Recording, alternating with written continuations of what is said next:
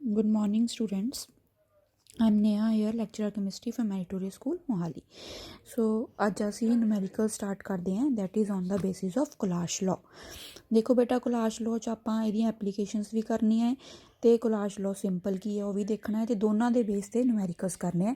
ਸੋ ਦੇਖੋ Colash law ਦੇ ਵਿੱਚ ਪਹਿਲਾਂ ਆਪਾਂ numericals ਇਸ ਟਾਈਪ ਦੇ ਦੇਖਦੇ ਹਾਂ, ਜਿਹੜਾ ਕਿ ਦੇਖੋ the molar conductivities at infinite dilution for sodium iodide, sodium acetate and magnesium acetate are 12.69, 9.10 and 18.78 Simon centimeter square per mole at 25 degree Celsius. What is the molar conductivity of magnesium iodide at infinite dilution?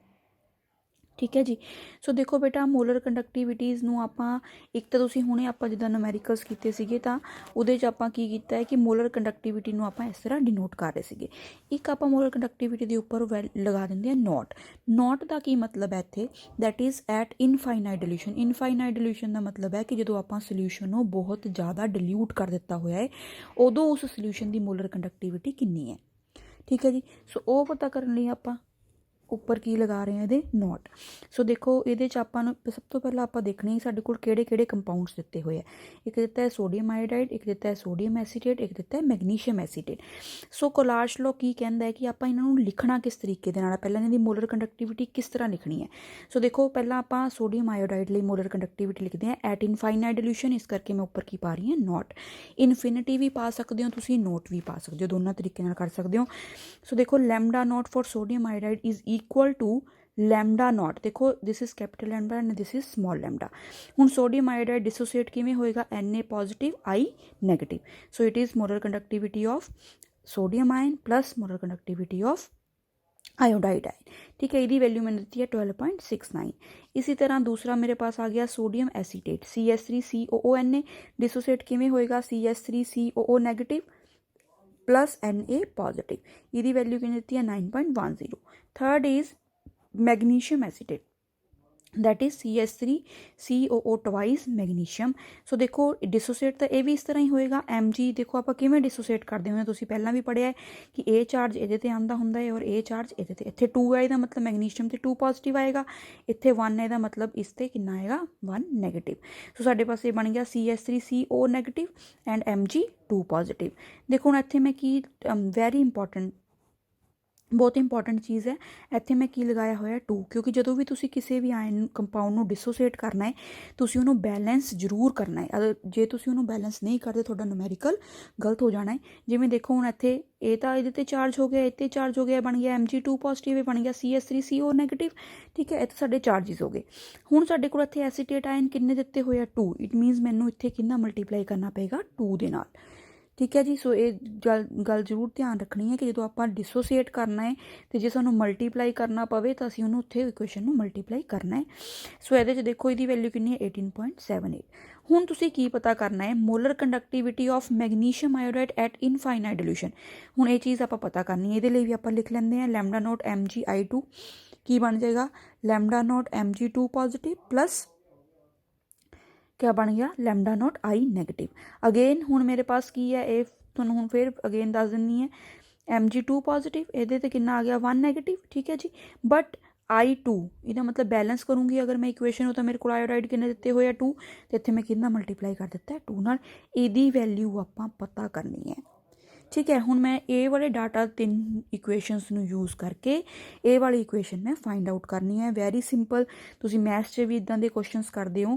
देखो हुण ये चीज़ मैनूं चाहीदी है, इहदा मतलब कि इन्हां तिन्नां इक्वेशनस नूं आपां इस तरह यूज़ करदे हैं कि ए वाले नूं आपां कैलकुलेट कर सकीए। ठीक है, देखो हुण मैनूं एक तो चाहिए Mg2 पॉजिटिव आयन, एक मैनूं चाहिए आयोडाइड आयन। देखो इस इक्वेशन दे विच Mg2 पॉजिटिव कित्थे है, थर्ड इक्वेशन दे विच Mg2 पॉजिटिव है, आई नैगेटिव किहड़ी इक्वेशन दे विच है, फर्स्ट इक्वेशन दे विच है। सो ये सिंपल जी गल होगी, इहदा मतलब मैनूं इन्हां दोनों इक्वेशनस नूं ऐड करना पएगा। ठीक है, ये दोनों इक्वेशनस आपस दे विच क्या होणगियां ऐड होणगियां, तां ही मेरे पास ये दोनों टर्म्स आउणगियां। ठीक है, सो ए वाली फर्स्ट ते थर्ड नूं मैं की करना है ऐड करना है और ये सैकेंड वाली इक्वेशन मैं उहदे विचों माइनस कर देनी है। ठीक है, सो हुण देखो किवें माइनस प्लस करिए आपां। हुण देखो इत्थे मैनूं चाहीदे तां 2 आयोडाइड आयन है, लेकिन इत्थे मेरे पास है किन्ने है, मोलर कंडक्टिविटी किन्ने आयन्स दी है, सिंगल आयन्स। इहदा मतलब मैनूं क्या करना पेगा, इस इक्वेशन नूं 2 दे नाल मल्टीप्लाई करना पेगा। Mg2 पॉजिटिव मैनूं सिंगल ही चाहिए, इस करके मैं सिंगल ही रखे है, उहदे मैनूं मल्टीप्लाई करन दी जरूरत नहीं है। सो सिंपली तुसीं इन्हां दोनों इक्वेशनस नूं क्या करो, ऐड करो, बट इस इक्वेशन नूं सारी नूं कितना मल्टीप्लाई करना है, 2 दे नाल। तो देखो ये बन गया 2 lambda nought Na positive plus 2 lambda nought I negative, ठीक है जी, plus 2 lambda nought third equation CH3CO negative plus lambda nought Mg2 positive. इत्थे तक आपां कर लिया। हुण ये वाली थर्ड मैनूं बाकी कोई आयन नहीं चाहिए, इट मीनस ਜਿਹੜੇ ਬਾਕੀ ਇਹਦੇ 'ਚ ਐਕਸਟਰਾ ਆਇਨਸ ਉਹਨਾਂ ਨੂੰ ਮੈਂ ਕਿਆ ਕਰਨਾ ਹੈ, ਇੱਥੋਂ ਐਲੀਮੀਨੇਟ ਕਰਨਾ ਹੈ। ਸੋ ਇਹਦਾ ਮਤਲਬ ਇਸ ਇਕੁਏਸ਼ਨ ਮੈਂ ਮਾਈਨਸ ਕਰ ਦਿੰਦੀ ਹੈ। ਸੈਕਿੰਡ ਇਕੁਏਸ਼ਨ ਜਦੋਂ ਮੈਂ ਮਾਈਨਸ ਕਰਨ ਲੱਗੀ ਹਾਂ ਤਾਂ ਮਾਈਨਸ ਕਰਨ ਟਾਈਮ ਮੇਰੇ ਕੋਲ ਇੱਥੇ ਐਸੀਟੇਟ ਆਇਨ 2 ਹੈ, ਲੇਕਿਨ ਇੱਥੇ ਕਿੰਨੇ ਹੈ, 1 ਹੈ। ਇਹਦਾ ਮਤਲਬ ਮੈਨੂੰ ਇਸ ਇਕੁਏਸ਼ਨ ਨੂੰ ਵੀ ਕਰਨਾ ਮਲਟੀਪਲਾਈ ਕਰਨਾ ਪਿਆ 2 ਦੇ ਨਾਲ, ਠੀਕ ਹੈ ਜੀ। सो मैं इस इक्वेशन को भी करना मल्टीप्लाई किया 2 दे नाल।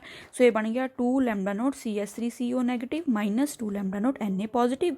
सो ये मेरे पास टर्म्स कैंसल आउट हो गया, मेरे पास सिर्फ 2 टर्म्स बच गई, that is lambda nought Mg2 positive and 2 lambda nought I negative, जोड़े कि मैंने दोनों टर्म्स चाहिए।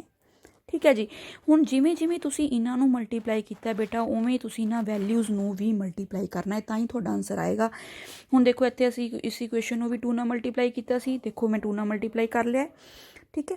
तो उस तो बाद ये मैं ये वाली इक्वेशन प्लस की सी, प्लस 18.78 आ गया, माइनस इस इक्वेशन भी मैंने 2 नाल मल्टीप्लाई करना पिया, इस करके मैं 9.10 भी 2 नाल मल्टीप्लाई किया, दोनों प्लस करके वो जो आप माइनस कर दी, मेरे पास आंसर आ गया।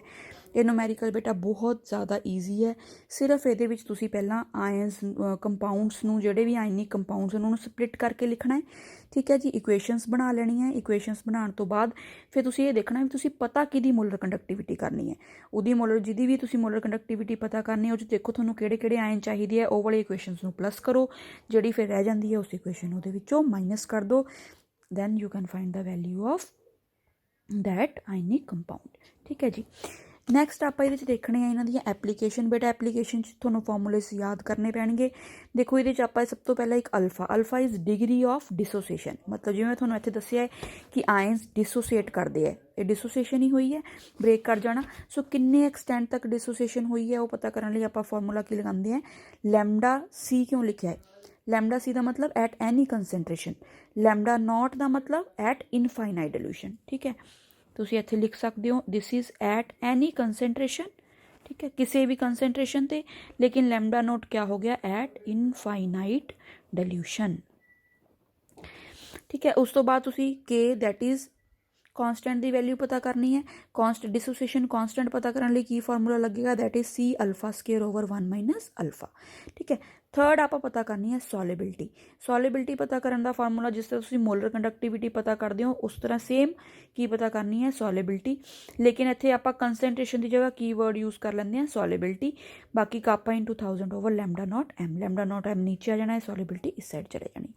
चलो ये लिए आप एक न्यूमेरिकल देख लेंगे हैं, conductivity of 0.00241 molar acetic acid is 7.896 into 10⁻⁻5 siemens पर centimetre, calculate its molar conductivity and if lambda nought for acetic acid is this, what is its dissociation constant, ठीक है जी। हुण आपां एक तां मोलर कंडक्टिविटी पता करनी है जिहड़ी कि तुसीं आपां पहलां भी करके हटे हैं, एक आपां पता करना है डिसोसीएशन कॉन्सटेंट मीनस के। सो देखो कंसनट्रेशन मैंने दी हुई है 0.00241 मोलर, ठीक है, वो मैं इत्थे कढ़ के लिख ली है।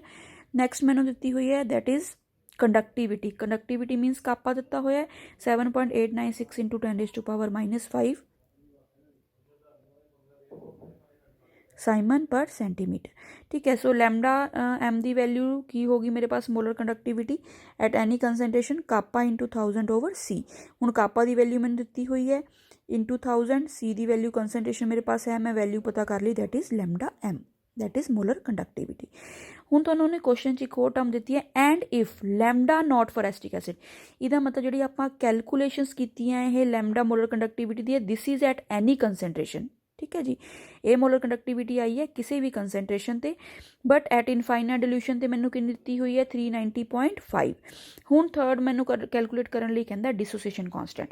डिसोसिएशन कांस्टेंट पता करने का की फार्मूला है, C alpha square over 1 minus alpha. मैं फार्मूला लगा लिया बट मेरे पास अल्फा नहीं है, सो पहला मैंने क्या कैलकुलेट करना पेगा अल्फा। अल्फा लिए भी तुसी देख लिया है, that is molar conductivity at any concentration divided by molar conductivity at infinite dilution. So बेटा ध्यान रखना है, जे एट एनी कंसनट्रेशन तो उन्हें नहीं दी हुई तो तुसी फार्मूला लगा के, तुहानूं पता है मोलर कंडक्टिविटी का formula that is kappa into 1000 over C, formula लगा के कैलकुलेट कर लेनी है। ठीक है जी, सो दैट इज 32.76 आई सी। ठीक है, 390.5 हो गया। सो मेरे पास अल्फा की वैल्यू कितनी आ गई है 0.084। सो मैं डिसोसिएशन कांस्टेंट केज वैल्यू पुट कर देनी है, सी अगेन कंसनट्रेशन होगी 0.00241। ठीक है, अल्फा की वैल्यू तुसी कैलकुलेट कर ली है, ओवर 1 माइनस अल्फा पुट करके के की वैल्यू सॉल्व कर लो। ठीक है जी, सेम वे अगर तुहानूं सॉलिबिलिटी रिलेटेड कोई न्यूमैरिकल आंदा तुसीं सेम ए वाला फार्मूला यूज़ कर लेना है। सो इहदे नाल तुसीं सॉलिबिलिटी कैलकुलेट कर सकते हो। सो ये न्यूमैरिकल्स जिहड़े है इन्हां तीन, सिर्फ ये एप्लीकेशन 3 फार्मूलाज है, इन्हां विचों कोई भी कैलकुलेट करन लई आंदा तुसीं इस तरीके दे नाल उहनूं सॉल्व कर सकते हो। Thank you.